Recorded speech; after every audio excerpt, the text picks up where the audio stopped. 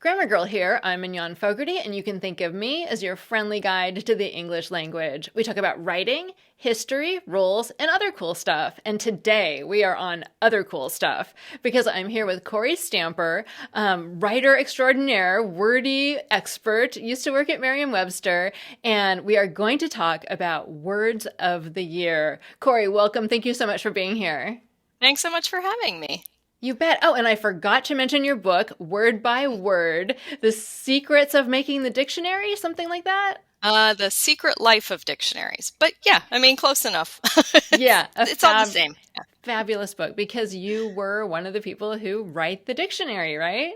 Yeah, I was. I am. I still do. Oh, So you do? Oh, fabulous. I I didn't know do. that. Yeah.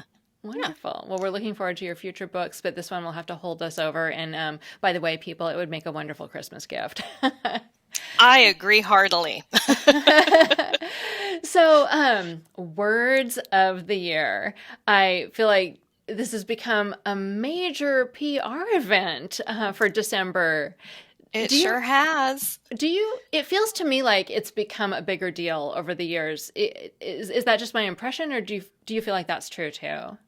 No, I do think that that's true. I mean, just so that we have, just for disclosure purposes, I will say that I have worked for many dictionary companies, and in some of those companies, I've been a part of the Word of the Year team. So, just so everyone knows. But yeah, I do think that it's been more and more. It does seem like there's a huge PR push, and I think part of it is that the words of the year, when they first started happening, people just really loved them. They thought, oh, this is a great little commentary on how the year has gone, and everyone's got a different angle on how the year has gone because we're all very different people. So it has gotten to be, I think, a bigger thing. There's even sort of this arms race of who releases their word first, and it's kind of like in the US with the primary system here in our elections, like who gets to have the first caucus or primary, and it's even doing that with the word of the year. So it's a huge deal. Yeah, all right. I'm doing a bracket this year for the first time, and I realize I started far too late. I should have started a month earlier. We're going to be done, the end of December, maybe early January by the time all the voting comes in, and nobody's going to care anymore. Right. Right. But that's okay because, as the American Dialect Society, which is a big group of people who are interested in the English language, as they like to say, they have their word of the year vote in January because they want the whole year to finish out. They want all of December to take into calculus too. So you're not that late. You're okay. That's You're going to true. come in before the American Dialect Society does. So I will. And actually let's talk about the different ways the voting happens because, mhm. the dictionaries do it very differently from the American Dialect Society and actually differently from how I'm doing it this year. So, can you talk about the pros and cons of the different ways of managing the vote? Sure. So, just so everyone understands sort of how the different ways of this works, the American Dialect Society, basically at their meeting, they open the floor and they say, okay, we have a bunch of different categories. So, for instance, most likely to succeed, or most topical, or sort of word of the year in politics, word of the year globally. They have all these categories. And at the physical meeting, they open the floor and you nominate your words there. And you give a little spiel about why your word should be added to the nominations. And then they vote on them live right there. So that's how the American Dialect Society does theirs. And different dictionary companies have done similar things online. So there have been years where Merriam-Webster, for instance, had one year where people could nominate and vote on the word of the year. This year, Oxford dictionaries did the same thing. They kind of took a bunch of words and had people vote on them. But then you have the other end of the spectrum, which is you have dictionary companies looking at their historical lookup logs. So when you visit a dictionary website and you type in a word, that gets dinged in a little document somewhere else. And at the end of the year, we can see every word that's been looked up that year. And sometimes you find that news will drive lookups like mad. So you'll have news about something and then everyone's looking up a piece of vocabulary from that news story. And after a while, we started noticing that some of these patterns recur, or some of them are so significant that they have a big spike and then they have a lot of lookups through the rest of the year, or they're overwhelmingly looked up all the time. And so most dictionary companies, commercial dictionary companies, will sort of look at those lookups and they'll say, we had a lot of these lookups, so this might be our word of the year. And sometimes dictionary companies just sort of look at all of their new words and say, this is the word that we feel like best encompasses the zeitgeist. This is how we feel like the year has gone, or this is the word that seems to be getting the most traction, among our users, or seems to be a thing that a lot of people resonate with. So those are kind of different methodologies of the word of the year, which means that when we talk about the word of the year, we're really talking about the words of the year, and we're talking about a very small number of words of the year. Everyone's word of the year is going to be different. Yeah, it's been fascinating to me to see the different winners. Do you have a favorite so far of we'll talk about all the words, but do you have a favorite of the collection that have come out so far? I mean, they're all so different. I think one of the things I've noticed about the ones that have come out so far is we had a couple of years where it was all sort of politically based words, or it was a lot of COVID related words. And this year we're sort of moving out of COVID, which is very interesting. Mm-hmm. I actually, I'm going to catch some flack for this, but I kind of like Goblin mode, which is Oxford's word of the year.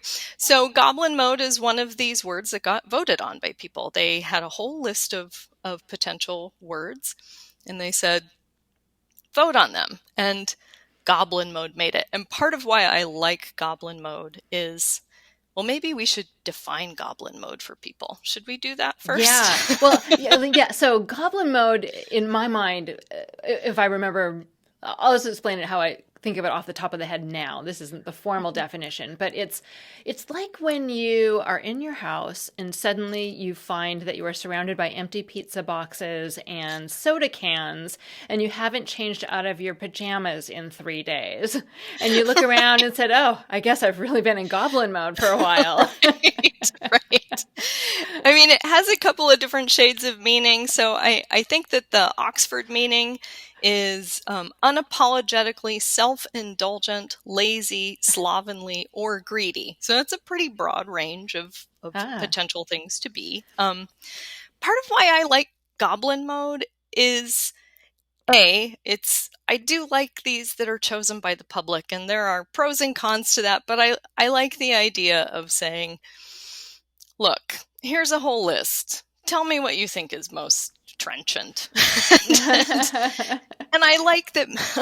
I like Goblin mode because it's wordplay, and I feel like people love sort of getting their mitts into the English language and just like Play-Dohing it up. And I think that that's one of the things about Goblin mode it's a little bit refreshing. After in previous years we've had words like democracy or socialism or vax or COVID, these very heavy big terms, and Goblin mode is a thing that, like you said, you say it and immediately a picture comes to mind, whether that picture is correct or not. Like you just sort of know, like, oh, Goblin mode, yes, I've been there. Yeah. So I like it because it's just wordplay, and I think wordplay's great. One thing I saw a lot about Goblin mode is a lot of people hadn't heard it before, right. That it was completely new to them, and they're saying, "Where did this come from?" I think I had heard it before, but I had never used it, and it wasn't a common word in my mind. Had you heard it before? Right. I had heard it, but really, I had heard it in like online slang kind of thing, and I always kind of relegated it to like gamer stuff, which I'm not a gamer. So if I'm wrong, send all of those angry emails directly to me, not to Grammar Girl, but no, No, I So think I heard it was popular on Reddit too. yeah. So I had heard it, but also it's my job to go hunting for words like this. So of course I'm probably more familiar with it than other people might be. But I mean, I think it's funny that you can have a word that ends up being the word of the year that so few people have heard, but which resonates with you nonetheless, whether you like it or not. Like, people have had a reaction to Goblin mode as a word of the year. Yeah, and I think I started using it. It is a useful thing. And I guess another thing to talk about, another bit of feedback I've gotten is people said, "Well, Goblin mode is 2 words. How can that be the word of the year?" I know that comes up every year with these things. So can you, as a lexicographer, can you explain? I am happy to explain. When we talk, I mean, first, word of the year is just a lot catchier than lemma or lexical unit of the year. So when we talk about words, what we mean when we talk about words as lexicographers is we're talking about a unit of meaning that carries a distinct semantic meaning. So you can say, for instance, that climate emergency, which I also think was a word of the year a couple of years ago, and no one threw their hands up about that being 2 words, because we understand that climate emergency is itself describing a particular thing. And so we would say that climate emergency is a word for dictionary purposes. I have to say, I mean, I've been a lexicographer now for, oh boy, almost 25 years. And a constant complaint is that how can you say it's a word if it's more than one word? A word, just in dictionary speak, just refers to something that has a specific meaning. So goblin has its own meaning, mode has its own meaning, goblin mode has a different meaning than the combination of those 2 meanings. Perfect. Thank you.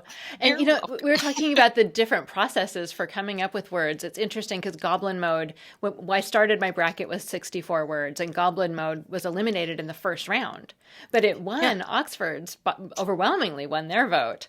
And right. About COVID as well. We had 7 or 8 words in the initial round. We're down to the Elite 8, and the only one left is long COVID. So, and most of them were eliminated in the first round too. So people are not like glomming on to the COVID words like they used to.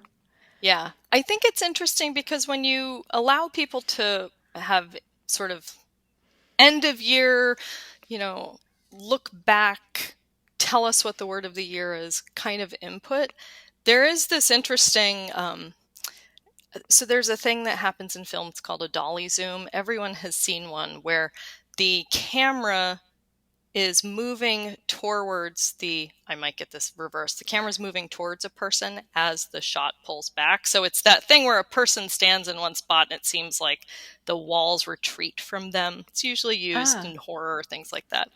I feel like when you do a word of the year like this, you ask people to reflect on it. It's a dolly zoom, right? They sit in the middle and sort of everything expands around them, but they're still the focus. And so what's interesting to me is people are tired of talking about COVID, so it's not surprising then that long COVID is the only one that made it to the Elite 8. People don't think Goblin mode encompasses their year, because we want our year to be something that's like meaningful, right? You don't want to be like my word of the year was, I don't even like Goblin mode. Like, I was lazy and slovenly all year long. We want our words of the year to be these soaring sentiments. And so, I think that's an interesting phenomenon when you have to think about distilling your experience of the year and your observations of the world around you for the last year and distill it down into one word. I think people are most likely going to choose sort of a higher concept, bigger word than something that's like, oh, Goblin mode comes out of gaming and I'm a gamer, and so I'm going to say Goblin mode. Mm-hmm. That's one thing I was going to ask you about, because I noticed in my groups of words there were at least two different classes, and they were the higher, more concept-oriented words, like you said, like democracy in the past, and we had, fatigue and trauma, and a lot of really negative words people nominated were feeling-oriented like that. But then we have the very specific words like supply chain or long COVID. And in the past, have you've been doing this a lot longer and more focused. Is there a trend? Like, do people usually want the big overarching feeling word, or do they want the thing, like supply chain, that describes the year? I mean, it kind of goes either way, which I think is interesting. So the thing about naming a word that describes a thing, like supply chain, as a word of the year, is that this sort of signals like this is the overarching or underlying reason that our year has been this way. And you can say that, I think that's interesting, because when you do that, you'll automatically get people who say, that's not how my year was. Right, yes. Yeah. Or that's a bad word. That's usually what you get. Like, that was a terrible choice. And I think the big soaring words, when they get chosen, part of what's interesting about that is that it reignites a conversation about what that word means. So a word like fatigue or trauma, especially, those are words that have a whole wide variety of applications. And you're going to be, so if you were to, if trauma, let's say, ended up winning the word of the year, that'd be a story in and of itself. But if it did, that's a thing that, it has all these different applications. It has a very particular application in psychology and psychiatry, but it's a word that's sort of seeped into the general use in a way that is both comforting to some people and controversial to other people. And it provides a point of discussion, right? It's an inflection point for you to reflect around your own experience of the year. And so I think what's interesting is sometimes if you have too many of one and not enough of the other, people long for the other one, right? So yeah. if you name, there was a period of time while I was at Merriam-Webster where, high concept, big words kept being sort of the top of the charts. So you'd have, democracy was one year, socialism was one, and these are words that spawn very interesting conversations. But there was also a point where people are kind of like, oh, I just can we just have a silly word of the year? I mean, and not people in-house, but just you got a sense from the way that people would respond to these, like, oh, come on, like, this is, how many years can we take these big words? And then if you have too many of the particular kinds of words, people are like, well, that's not high concept enough for for us to talk about the whole year of, yeah. So it's an interesting balance, because I think the word of the year, ultimately it is a public relations thing. It's a thing that we have information that you might like to know, and we'll tell you some of it. But it's not a thing that you should take as gospel truth. Like, we're not saying this is the way that everyone should think about this year, and if you don't think about this year this way, then you weren't a part of whatever group that we think that you should be a part of. And so, yeah, it's the word of the year is an interesting thing, just because it ends up getting so much more weight than I think initially they did. I think initially they were, fun, silly words that or words that were tied to like a very, very specific news story that made it easier to say, oh, this is why everyone looked this up. Yeah. And speaking of the sort of the PR value of the word, I want to talk about dictionary.com's word of the year, because they chose woman.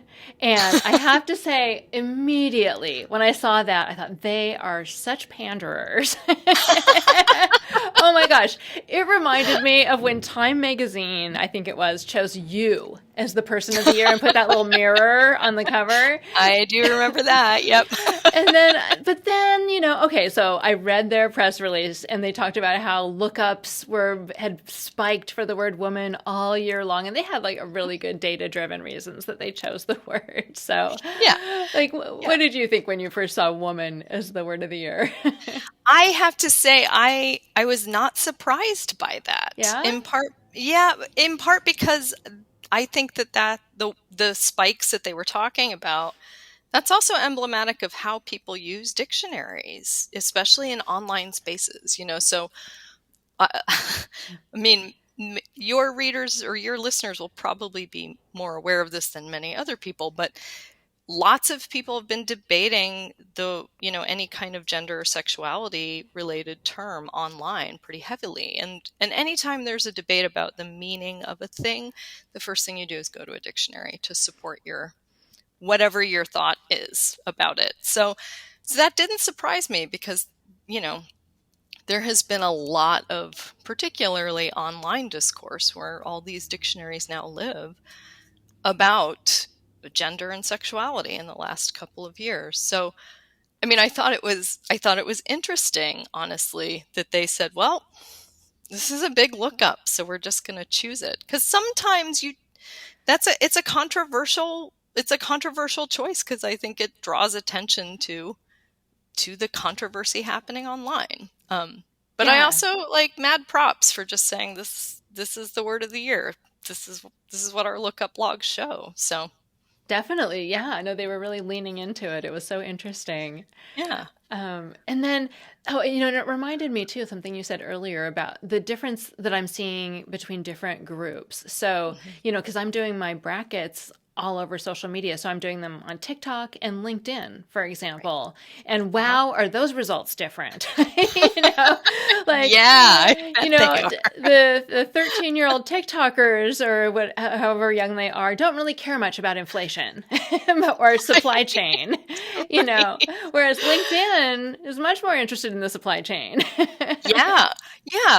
This is the thing that I think is the story behind the stories of the words of the year, which is who are the people that are looking these words up? Especially, not to be a bummer, but lots of people just now use a very famous search engine, who I'm not going to use their name, but they'll just type in their search engine, define word, and that search engine gives them sort of some automated data. So lots of people just don't visit dictionary websites often for particular word meanings. And that's sad.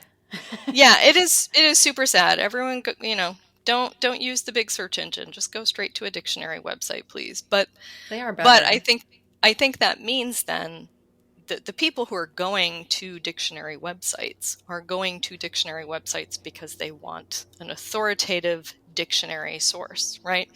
And that's a particular group of people, and it's not the broad spectrum sort of people that used to use print dictionaries 30 years ago or 40 years ago. It's very different now.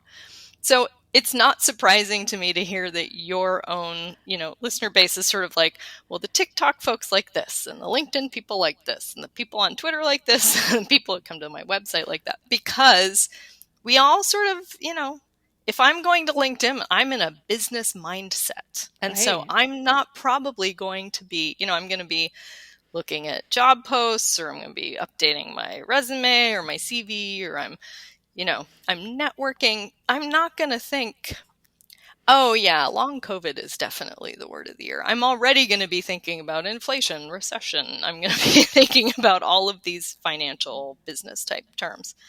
If I'm on TikTok, I'm going to think inflation is that's not what TikTok is for.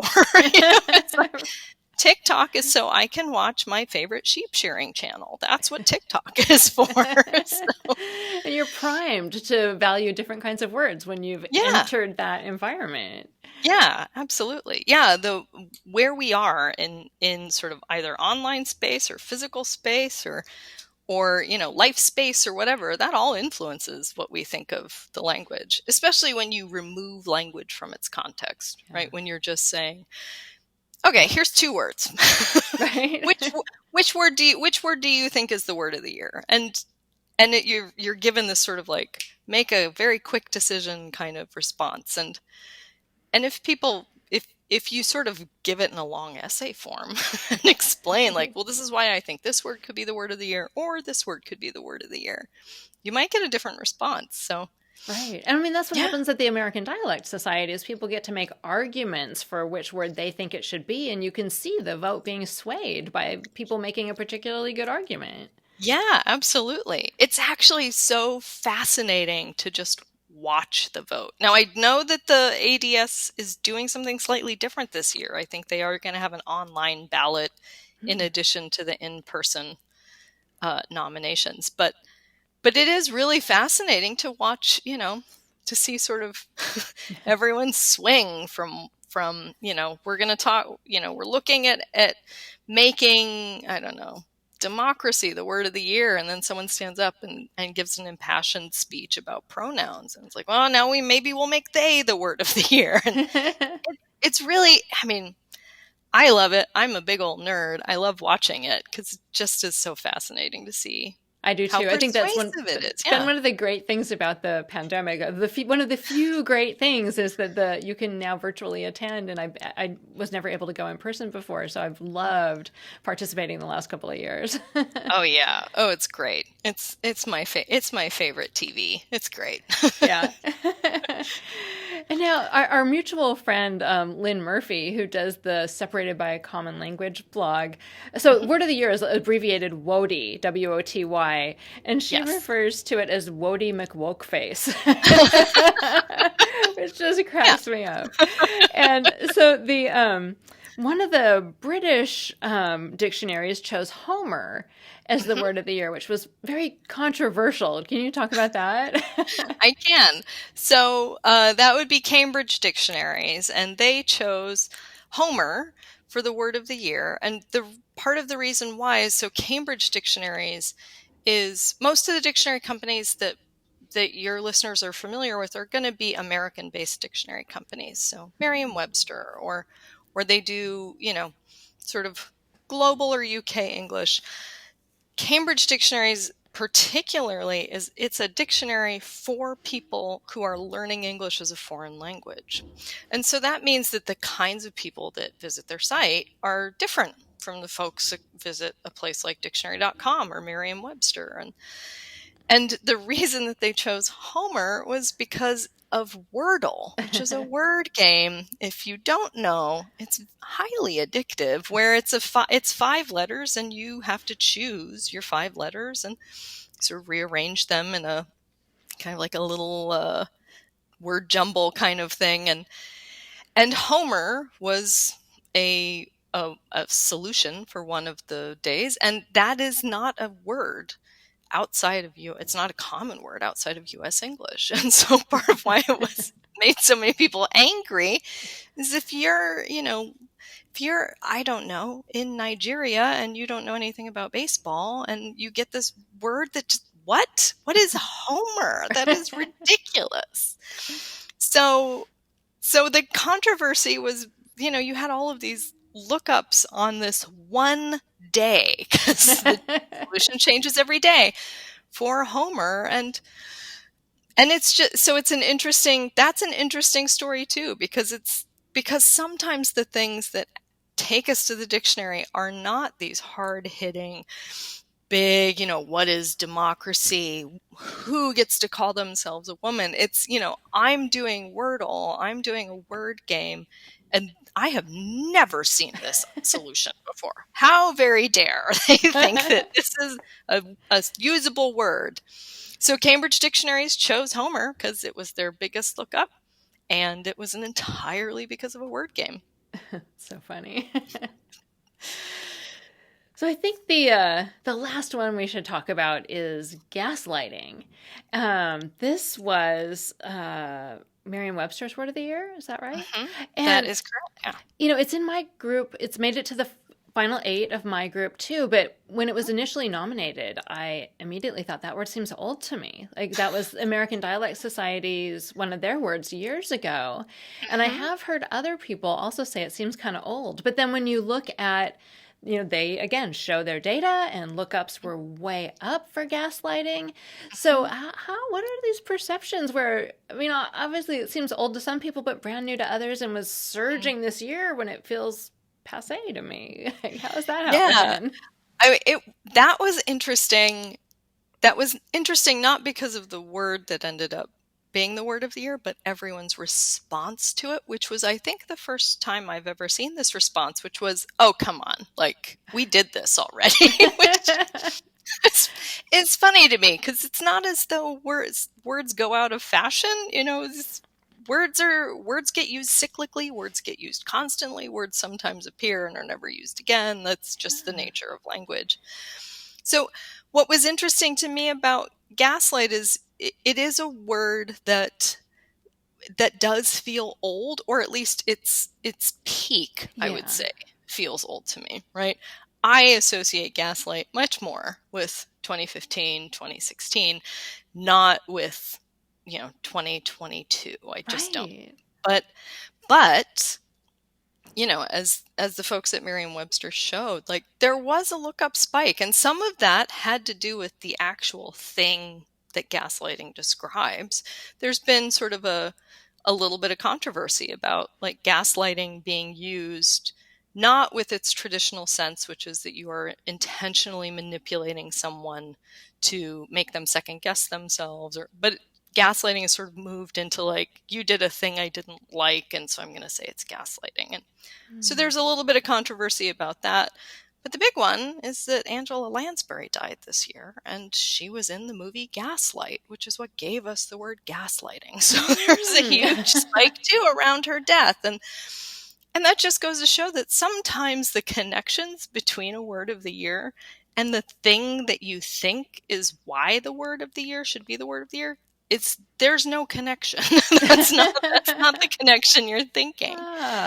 So, but it is interesting. I think it was Rolling Stone that had a story about it, that the headline was something like Merriam-Webster is gaslighting us about the word of the year being gaslight, which that's a good headline. Yeah, it is a pretty good headline.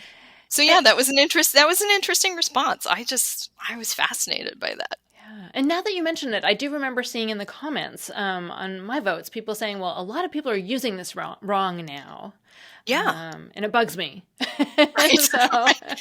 Just another reason why words of the year sometimes end up as words of the year.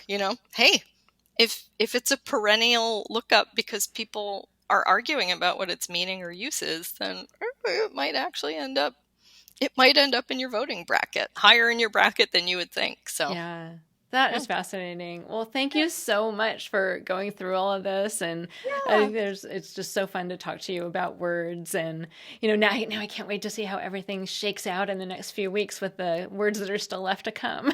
Oh, I know. It's exciting.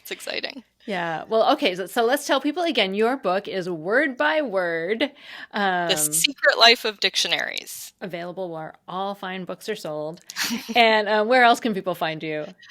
People can find me online. I usually am on Twitter or Mastodon at Kory Stamper, though I'm taking a short break because I have another book deadline. So, but you can also find me. I have writing bylines on the New York Times, the Washington Post, and you can read some of my old writing at korystamper.com, which is my blog. Fabulous. Well, thanks again. Thanks so much, Kory. Thanks so much. Bye.